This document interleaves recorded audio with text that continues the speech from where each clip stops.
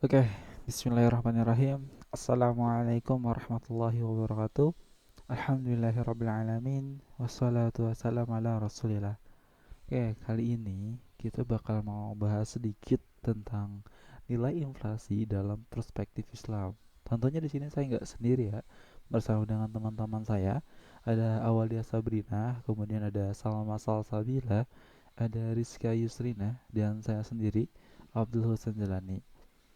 Oke, tanpa menunggu lama lagi, langsung aja kita bahas apa sih itu inflasi, terutama dalam perspektif Islam ya. Teori nilai tukar konvensional, definisi nilai tukar atau kurs foreign exchange rate. Menurut Frank Gifabozzi dan Franco Modigliani, yaitu nilai tukar itu didefinisikan sebagai jumlah suatu mata uang yang dapat ditukar per unit mata uang lain, atau harga suatu mata uang dengan mata uang lain. Jadi, dapat dikatakan nilai tukar itu adalah sejumlah uang dari suatu mata uang tertentu yang dapat dipertukarkan dengan suatu unit mata uang negara lain.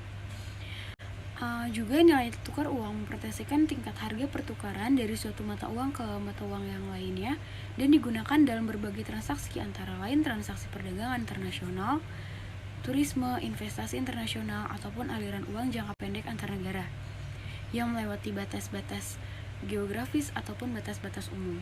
Juga selanjutnya ada bentuk sistem nilai tukar. Yang pertama, sistem nilai tukar tetap atau fixed exchange rate, yaitu otoritas moneter selalu mengintervensi pasar untuk mempertahankan nilai tukar mata uang sendiri terhadap suatu mata uang asing tertentu. Yang kedua ada sistem nilai mengambang bebas atau free floating exchange rate, yaitu otoritas moneter secara teoritis tidak perlu mengintervensikan pasar sehingga sistem ini tidak memerlukan cadangan devisa yang besar. Sistem ini berlaku di Indonesia saat ini. Yang ketiga ada sistem Wiederband. Apa sih sistem Wiederband itu? Yaitu pada sistem tersebut nilai tukar dibiarkan mengambang atau berfluktuasi di antara dua titik tertinggi dan terendah. Yang keempat ada sistem mengambang terkendali atau managed floating, yaitu otoritas moneter tidak menentukan untuk mempertahankan suatu nilai tukar tertentu.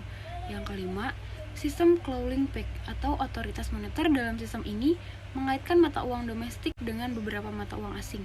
Sistem ini dipakai di Indonesia pada periode 1988 sampai 95. Dan yang terakhir ada sistem adjustable peg, yaitu dalam sistem ini otoritas moneter selain berkomitmen untuk mempertahankan nilai tukar juga berhak untuk merubah nilai tukar apabila terjadi perubahan dalam kebijakan ekonomi. Purchasing Power Parity atau paritas daya beli merupakan konsep yang pertama kali diperkenalkan oleh ahli ekonomi klasik yaitu David Ricardo, yang kemudian dipopulerkan oleh ahli ekonomi asal Swedia yakni Gustav Kassel ketika beberapa negara di Eropa seperti Jerman, Soviet, dan Hongaria mengalami tingkat inflasi yang tinggi. Konsep paritas daya beli ini didasari oleh hukum satu harga atau the law of one price yang mengemukakan bahwa harga-harga barang yang sama jenisnya di dua negara yang berbeda akan sama apabila dinilai dengan menggunakan mata uang yang sama. Konsep paritas daya beli dikualifikasikan menjadi dua, yaitu paritas daya beli absolut dan paritas daya beli relatif. Paritas daya beli absolut ini merupakan wujud dari paritas daya beli yang kaku. Model absolut ini terjadi apabila suatu gabungan komoditas di dalam negeri disandingkan dengan harga suatu gabungan komoditas di luar negeri yang digantikan oleh nilai tukar luar negeri ke standar nilai tukar dalam negeri. Kedua, paritas daya beli relatif. Paritas daya beli relatif ini menunjukkan kurs valuta asing sebagai persentase perubahan tingkat harga dalam negeri terhadap persentase perubahan tingkat harga luar negeri. Kurs valuta asing ini akan berubah untuk mengusahakan daya beli tetap terjaga. Ada juga permintaan dan penawaran uang dalam negeri. Satu, permintaan uang. Permintaan uang adalah di mana jumlah uang dipegang oleh masyarakat dan perusahaan secara keseluruhan. Dan ada juga faktor-faktornya, ada juga motif transaksi, motif berjaga-jaga, dan motif spekulasi. Motif transaksi itu adalah motif dimana kita itu bisa uang itu sebagai alat jual beli, dan motif berjaga-jaga itu adalah dimana uang itu dipakai untuk berjaga-jaga seperti kita menabung dan sebagainya. Dan motif spekulasi adalah motif dimana uang itu sebagai alat investasi untuk masa depan atau masa yang akan mendatang. Nah, di sini juga ada penawaran uang. Penawaran uang adalah jumlah uang yang tersedia dalam perekonomian untuk membiayai transaksi yang dilakukan oleh masyarakat. Nah, faktor-faktornya itu ada 3. Faktor-faktornya itu ada 6. Ada bank sentral, pemerintah, tingkat suku bunga, tingkat inflasi atau deflasi, kekayaan masyarakat, dan nilai tukar rupiah. Nah, selanjutnya di sini juga ada pandangan Islam dengan nilai tukar mata uang.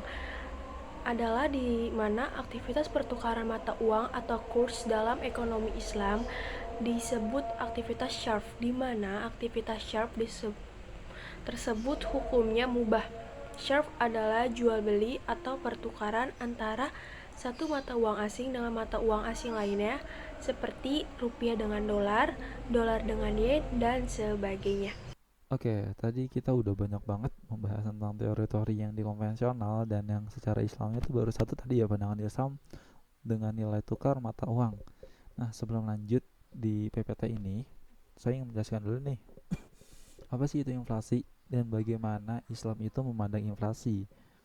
Nah, inflasi itu merupakan suatu keadaan komoditas atau barang yang harganya tuh naik secara terus-menerus, yang disebabkan oleh beberapa faktor. Nah, faktor ini sebenarnya banyak, cuman dibagi menjadi dua ya pada intinya, yaitu faktor karena alamiah atau inflasi alamiah dan inflasi human error. Nah, Islam itu sebenarnya memandang inflasi itu ya fine-fine aja, boleh gitu. Ketika suatu harga barang itu naik boleh, tapi itu jika memang murni ya karena supply dan demand, karena inflasi alamiah itu. Ketika itu terjadi karena human error atau kesengajaan demi keuntungan suatu pihak, contohnya ikhtikar. Dalam Islam itu sangat melarang ikhtikar atau penimbunan suatu barang sehingga barang itu nggak ada lagi di pasar kecuali cuma dia doang suppliernya, sehingga dia bisa menaikkan harga setinggi tingginya gitu kan. Nah itu nggak boleh, itu menzalimi sebenarnya kan. Dalam Islam apa ya, menentukan harga itu ada loh hadisnya. Jadi waktu itu Rasulullah SAW ditanyai para sahabat. Nah, hadis ini hadis riwayat Abu Dawud yang disahihkan oleh Albani dari Anas radhiyallahu anhu. Ia menuturkan bahwa para sahabat mengeluh kepada Rasulullah SAW dan mereka berkata, wahai Rasulullah, sesungguhnya harga barang kebutuhan sekarang ini begitu mahal. Alangkah baiknya bila Anda membuat menentukan harga. Menanggapi permintaan sahabat ini, Rasulullah bersabda, sesungguhnya Allah lah yang menentukan harga, serta mengencangkan, melapangkan, dan memberi rezeki. Dan sesungguhnya aku berharap untuk menghadap Allah tanpa ada seorang pun yang menentukan karena suatu kezaliman, baik dalam urusan darah, jiwa, ataupun harta. Nah, jadi pada zaman Rasulullah itu juga pernah terjadi inflasi atau kenaikan harga, dan itu emang dimaklumi sama Rasulullah. Tapi jauh sebelum ada Smith ya, Adam Smith itu kan mengatakan bahwa harga itu tercipta karena apa tuh namanya invisible hand. Nah, tapi jauh sebelum ada Smith, Rasulullah udah bilang loh bahwa harga itu tercipta karena Allah. Ya kalau dalam teori kita ya karena supply dan demand. Nah ya, terus udah dapat 2 poin bahwa kita nggak boleh apa namanya menentukan harga ketika suatu harga barang naik. Jadi misalkan ada harga barang naik nih, sekarang kan bear brand ya, terus barang tuh naik tinggi-tinggi, tiba-tiba pemerintah menetapkan harga bear brand tuh tetap normal 10.000. Nah itu nggak bisa begitu, itu kok sama aja menzalimi kalau itu alamiah ya, kecuali ada uzur syar'i karena fikih itu luas, nggak bisa dijelasin di sini satu persatu kasusnya. Jadi pada intinya itu inflasi dipandang oleh Islam itu ya boleh-boleh aja, nggak ada masalah ketika itu selama itu masih karena supply dan demand ya, pengaruh supply dan demand, bukan karena satu pihak untuk mendapat keuntungan yang lebih atau memonopoli pasar. Oke, sekarang kita next ke PPT. Di sini ada hukum tukar mata uang. Lanjut yang mengenai tadi ya, bahwa tuh hukum tukar mata uang itu mubah hukumnya. Dari mana? Dalilnya itu dari sini.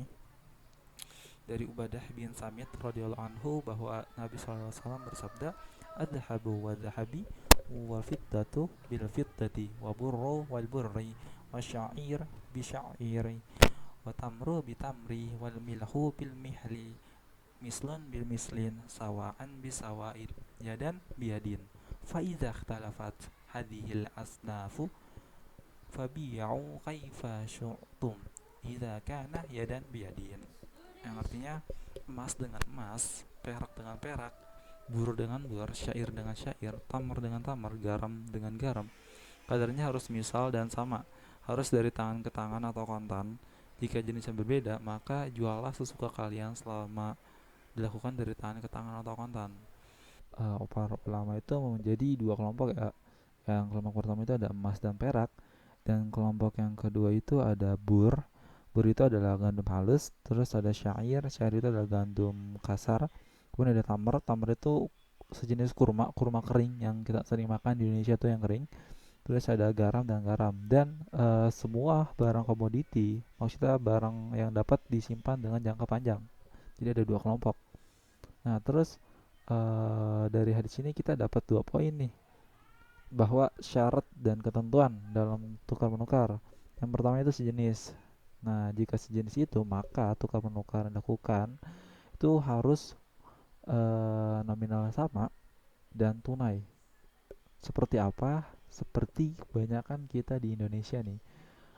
Di Indonesia itu pada Idul Fitri ya, itu banyak banget orang yang nukerin uang ratusan jadi uang receh itu puluhan, entah gocengan dan semuanya, dan itu tuh harus sesuai dengan nominal ya. Misalnya kita nukerin uang 100.000 dengan uang 5.000, ya uang 5.000-nya itu harus ada 20 biji, 20 lembar, sehingga nominal sama 100.000 dan 100.000.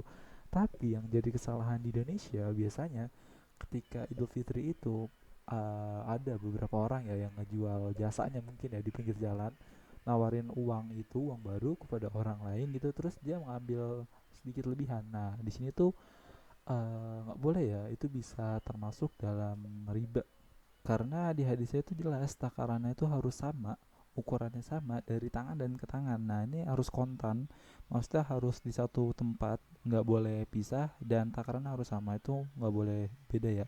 Terus kalau ada tambahan kayak tadi tuh, di sini ingat, hukum riba ya. Siapa menambah atau meminta tambahan, maka ia telah melakukan transaksi riba. Baik yang mengambil maupun yang memberi sama-sama berada dalam dosa. Nah, ini tuh bahaya banget kan, bahwa kebiasaan Indonesia itu, orang Indonesia mudah-mudahan bisalah sedikit berubah ya. Karena emang itu hal yang nggak diperbolehkan dalam Islam. Kemudian ada yang berbeda jenis nih, yang tadi tukar menukar mata uang.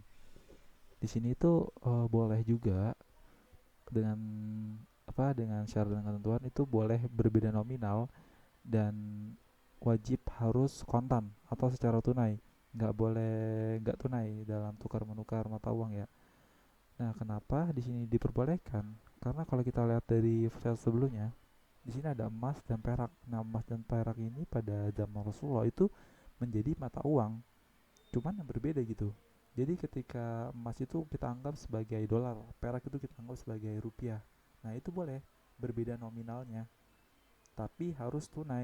Karena kalau nggak tunai itu kan nilai kurs itu bisa berubah-ubah ya, nggak nentu ya. Nah, itu bisa rancu atau bisa menyebabkan perbedaan nilai yang sangat signifikan atau menzalimi satu pihak. Nah, itu nggak boleh dalam Islam.